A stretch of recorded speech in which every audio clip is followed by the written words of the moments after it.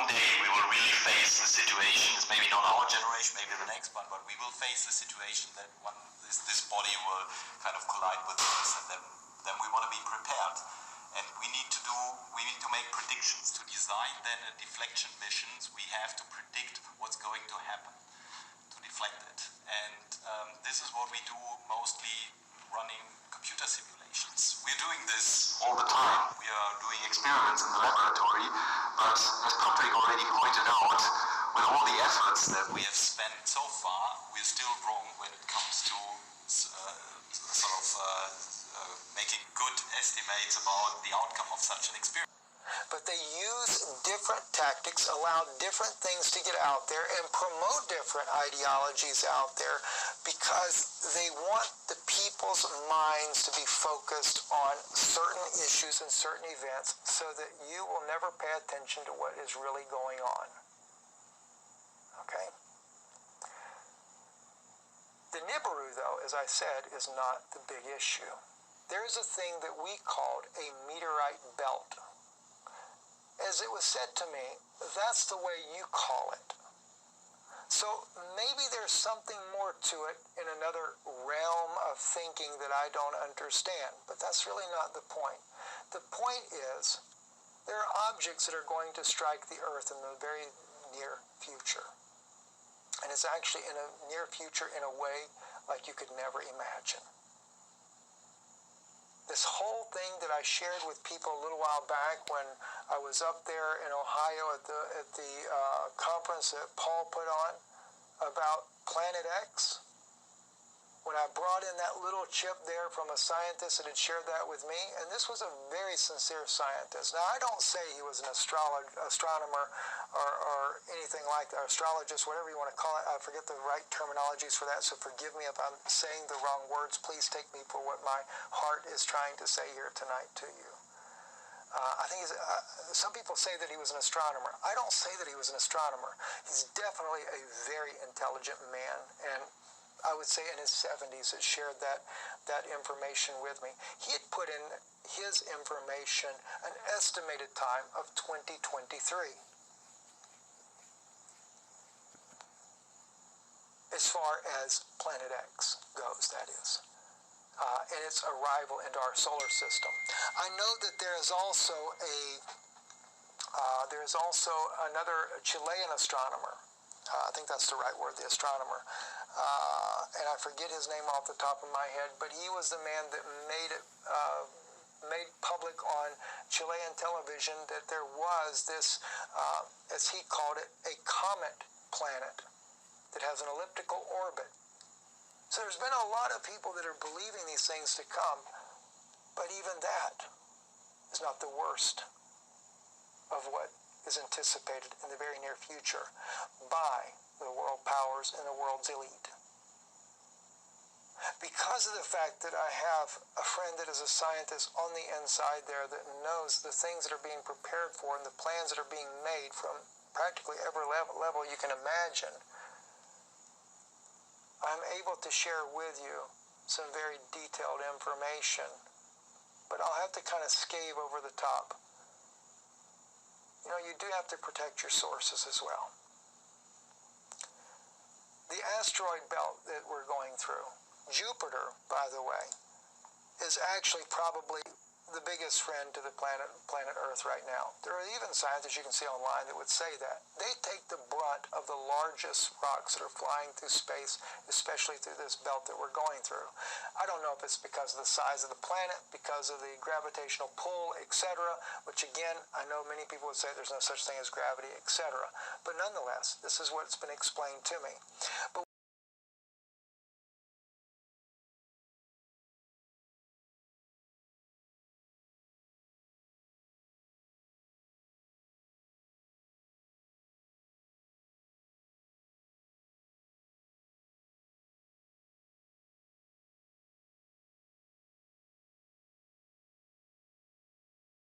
one of the things, though, that is very troubling is the fact that there are other issues that are at play that are much more complex than that. And this is some of the things that that has been shared with me to begin with. All right, and the issues that we are looking at here, even before we deal with impacts of these meteorites, is that the Earth, because of the radiation that the Earth is taking in right now, the Earth is becoming like an egg that is in boiling water, and it is starting to crack up the Earth. Billions of dollars was spent by governments around the world, including the United States, in order to build underground bunkers. And those bunkers is where they had planned to go when we go through this meteorite belt, not because of Nibiru, but because of the meteorite belt that they knew that the Earth would be going through, traveling in this, as they describe it, like a spiraling thing, that is, everything is moving in that direction there. But the thing is we're about to enter into all this, but one thing scientists had not taken into consideration was the fact that there were very complex issues with the radiation that we would be going through as well, and it's causing the Earth to actually heat up internally, and as a result of that, it is creating cracks within the Earth. Now, one such idea of that is like this photograph right here that I can put on the screen for you here. Let me see if we can make that a little bit bigger for you so you can see that. This is where fresh water is just draining off into a huge crack in the Earth, and this is happening on a global scale. Because of the Earth heating up within, the Earth is cracking up, and now these are not even doomsday preppers. These are elitists that have built these billion-dollar underground structures. They're very concerned if they'll even be safe on the inside of these when these meteorites begin to strike our Earth. And in fact, that is not the only issue that they're dealing with. They're also dealing with the fact that because of all the things that are happening, that we are going to suffer from earthquakes, wind problems, followed by, that we're going to deal with earthquakes, volcanoes, floods, tornadoes, hurricanes, and winds of over 100 miles per hour. Because it's not a climate change as a result of CO2 emissions, as we're being told, but rather the Earth is absorbing such a huge amount of radiation that the core of the Earth is heating up from within. This is what's going to be catastrophic for us here on the Earth. And we're going to face a lot of other issues before even dealing with these massive amount of asteroids that are coming. And the thing is once they come as well, there is very little hope of a survivability above ground, with the exception of multiple locations on the Earth. And that's what I want to show you. I want to first take you to the maps right here. Central Africa is considered by the scientists to be a safe zone. When I say a safe zone, why do I even say they know that there's a safe zone? From what has been shared with me, they're able to track about 80% of the rocks that are going to hit the Earth. 20% of them they cannot track. Either they don't see them yet, they're too small, they're too fast, too slow, they're traveling at different speeds. And the thing is, the Earth is going to be pummeled by them, and some of them will be huge. The displacement of the oceans will be unheard of. And in fact, I was told that when they were first preparing for this, they did not consider the fact that, or did not know that they were going to be dealing with an issue that the Earth would begin to heat up before this event takes place. And causing the cracks and the crevice of the Earth, it is also causing it to be to where they're getting cracks within these bunkers, and water is able to flow inside the bunkers now. So now the speculation of where is the best place to be comes down to these places like Central Africa. Again, even though these are considered safe zones, they're not without their own probability of being hit directly as well, but not nearly as severe is the 80% of those rocks, they know where they are. Another place that'll be a safe zone is the Middle East. Israel, Jordan, Syria, Western Syria specifically. Okay? Those areas there. Another place that'll be safe as well is one other. Well, actually two other places. China. Central China to be exact. In fact, where all those ghost cities are, those are supposed to be some of the safe havens where the ghost cities are. Now, isn't it interesting that the United States, Russia, and Saudi Arabia, and many other countries are all in a war to overtake Syria? And all the Syrian people have been forced out of Syria, pushed up into Turkey, and Turkey is working on pushing them all up into Europe. There's a reason for that. They know that Europe will be decimated by what's coming. Decimated so badly, there won't be much left of Europe. So the elite want to get them out of that area. And so many of these people, including Turkey and Saudi Arabia, who are not in safe zones, they want to be able to move their elites up into Syria and up into Iraq and into Israel, etc. Israel wants to have a bigger buffer zone because, after all, they're planning on having the New World Order, out of chaos to reset up a global economic system. And see, as China, central China is to survive, is one of the reasons why China has become the next global world power. I don't really know about Hong Kong, but I've wondered and speculated whether or not Beijing may not be in such a good place in the north, because I hear the north of China is not that good. Maybe Beijing knows that Hong Kong is going to survive this very well. And that's why Beijing wants to get a hold of that. And Taiwan actually falls in an area that perhaps might survive to some degree as well. But as we've often heard too about the displacement of the oceans and what happens there, that's another big issue.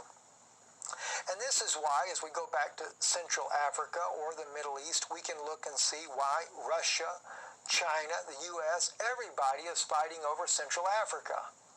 It's going to be one of the few places on the planet that'll be still inhabitable to some degree. And according to what I was told as well, and we've heard so many of this information, and probably made most famous of all by none other than John Moore, is the United States. There's actually considered to be two states that are safe zones, Missouri and Nebraska. Isn't that kind of odd? Right dab slap in the middle of the United States. These are considered to be somewhat safe zones. But then again, it was shared with me a very interesting statement that I just will probably never forget as long as I live. If you live outside of those areas, say like where I am here in Orlando, and pretty much most other people on the earth, he said survival rate will be nearly no one. And of course, when the impact happens, as he stated, it'll be like the twinkling of an eye. Kind of reminds me of the words of Paul. We shall be changed in the moment, in the twinkling of an eye. Maybe God knows exactly what is coming, which I'm sure he does. It's not like maybe. We know that God knows what's coming. And that might be when a lot of his saints go home to be with the Lord. So needing to change location probably doesn't really matter at this point. What does matter is that our lives are in order with the Lord. And the time, even if you did decide you were going to try to relocate, is not much on our side now. As I was told, if you were going to bug out, you should be doing it right now. I was also told, and there again, this is all based on a probability, not on exact facts. 3 to 6 months is probably what we have left. But again, as also told, those dates still could be off. But the inevitable is still on its way.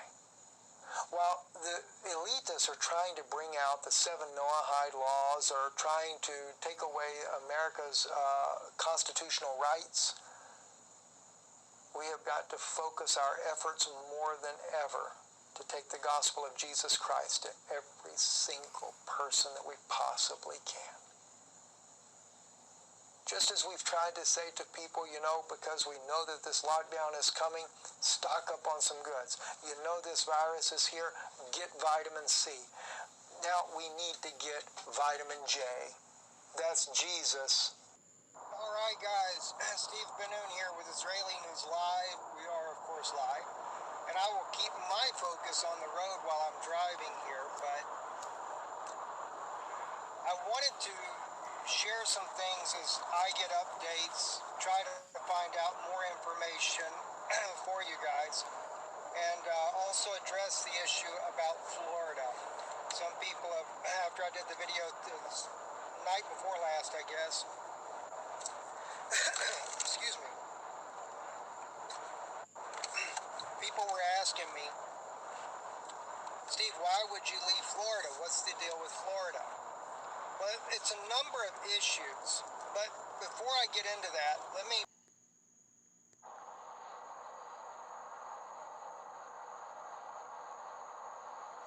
Look at that. First, while we have a live broadcast, because I'm going to lose my signal very soon, I wanted to share with you the name of the video, Prepare for Impact. I said to you back about 4 months ago, my Pentagon source, also advisor to the president, had told me that come August or September, no, I'm sorry, not August, just September, everybody on the planet will know we're in really serious condition.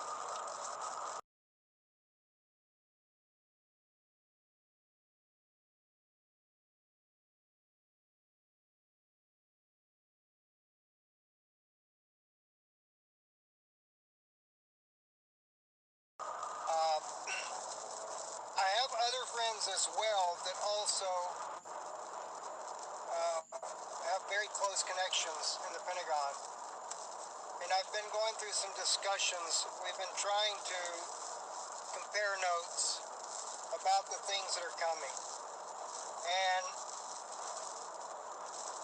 it appears to be that the debris field that I spoke to you about 4 months ago, after maybe it was longer than 4 months, but I think it's about 4 months ago, when my own White House source shared with me that we would be going through what, as I quoted, and I think I even shared with you the email, what I call an asteroid belt, is some sort of debris field. And I know I've got a lot of flat Earth friends that don't believe these things. And listen, this is nothing to try to be different with anybody on, but I think that we've got to sit down and really weigh out what's going on and take these things very seriously, especially prayer, the love for your family, spending time with your family. But we already know now, last month, 3 asteroids passed the Earth. 1 in June actually hit the Earth. They have tried to suppress that information. This would grab your attention. Astronomers believe that this was asteroid 2002 NN4. It was scheduled to pass Earth around 11:20 last night. Let's hope that's what it was. This is, I believe, what caused the big dust plume that has gone over America. I did get that confirmed that was the case. It did hit, it was an asteroid that caused this. Also, another great concern that I have is that that I was told by my own source 4 months ago, the reason we weren't being impacted that much as of yet is because Jupiter was kind of blocking a lot of the debris that was coming towards the Earth.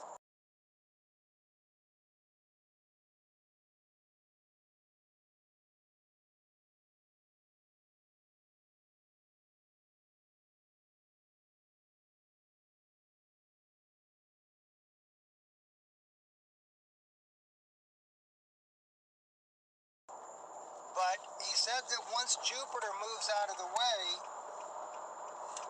it will actually, we will then begin to have a lot of these things coming at us.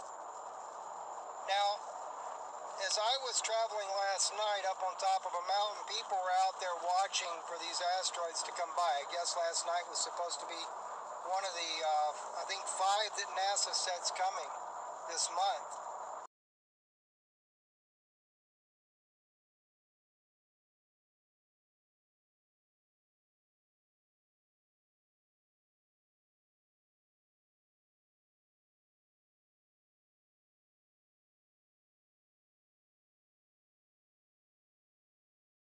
Which, doesn't that seem a little bit strange to you guys? 5 asteroids in 1 month? Since when did we start having so many asteroids coming by like this?